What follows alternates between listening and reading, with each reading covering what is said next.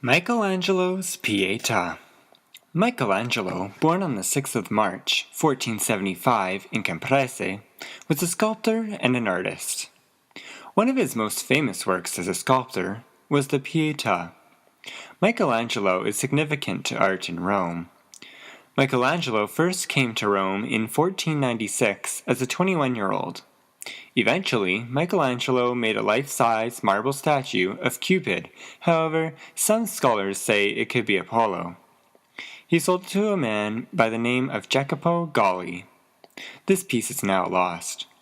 Through Galli, and after selling a few more pieces, Michelangelo was offered the commission for the Pietà from Cardinal Jean de Villiers de la Grosse-Laye. After the creation of the Pietà, he was lured to painting the Sistine Chapel in 1505. He was also commissioned to do many other works after. It is also important to note that Michelangelo's commission. Cardinal Jean de Villiers de la Grosse-Laye, the French ambassador to the Holy See, commissioned Michelangelo to the project on the 27th of August, 1498, for 450 ducats. In case you are unsure about what a ducat was an early form of medieval currency used in Europe until the late 20th century. It was internationally well known and used just as much as the British pound and American dollar, for example. The piece originally stood in the Petronalia Chapel in the old St. Peter's. Upon the demolition of St. Peter's in around 1535, the Pietà was moved into the new St. Peter's. Michelangelo's Pietà, also known as the Madonna della Febbre, translated as the Fever Madonna, this large marble sculpture, 69 inches in height, gives credit to Michelangelo. It was built between 1498 and 1499, although some sources might say 1498 to 1500. Pietà is an Italian term that means pity, and is a general term used for any sculpture that depicts the scene of the body of Jesus Christ and Mary after his crucifixion. Originally, Michelangelo left this piece unsigned, as he usually did, but when people began to view this piece, they thought it was a piece of another artist. He then signed it with a literal translation of Michelangelo Buonarroti made this across Mary's sash, and later regretted his decision. Another interpretation is that Michelangelo overheard a group of pilgrims saying nice things about his Pietà, but attributed it to another sculptor, obviously less qualified than him. So he grabbed his chisel and chipped into Mary's ribbon, running down her chest. Michelangelo Buonarroti of Florence did this. Over my research, I found that Michelangelo was very passionate about a slab of marble. Here's a diagram of the marble slab that Michelangelo had his rough outline of what would later be the Pietà. It has been said that Michelangelo knew what was inside of the slab, and it was a matter of chipping away at it. Now, let's look at an analysis of the Pietà. Now, when I look at this piece, it looks as though it's quite small, as it is only 69 inches in height. This shocked me because it seems as though it should be quite larger.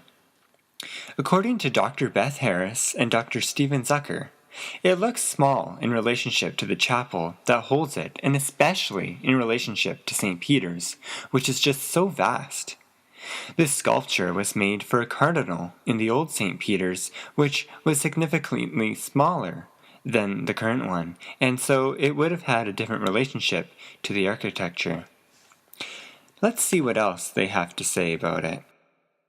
But what I'm finding interesting is, despite the fact that it's relatively small and probably about 20 feet away from us, it's still a really intimate image. There really is this extraordinary relationship that Michelangelo has constructed between the body of the dead Christ and his mother, the Virgin Mary, who holds him on her lap. Mary looks very young and beautiful, but her body is and her lap is sort of enlarged to carry the body of her dead son. The realism of that dead body, of its weight. One of the most beautiful passages, I think, of the sculpture is the way that she holds up his right arm and pulls up that flesh a little bit. Yeah. And you really feel, first of all, that the marble is transformed by Michelangelo into flesh, but also the weight of that body, and through that weight, the loss of life that's so palpable for Mary. It's the complete lack of resistance that his body offers and the exertion that she has to extend in order to hold it. And that contrast makes for the viewer, I think, it a very physical experience looking at this sculpture.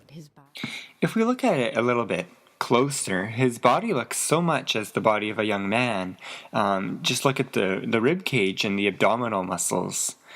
It's also idealized in the way where there is this beautiful turn in his body across Mary's lap. And for Mary as well, there is this interesting contradiction of her sweetness and the beauty, but also the strength and scale that is necessary to hold him.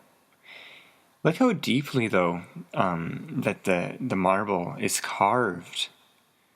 The drapery that Michelangelo puts on Mary makes it look like this. Let's go back to the video and see what they have to say.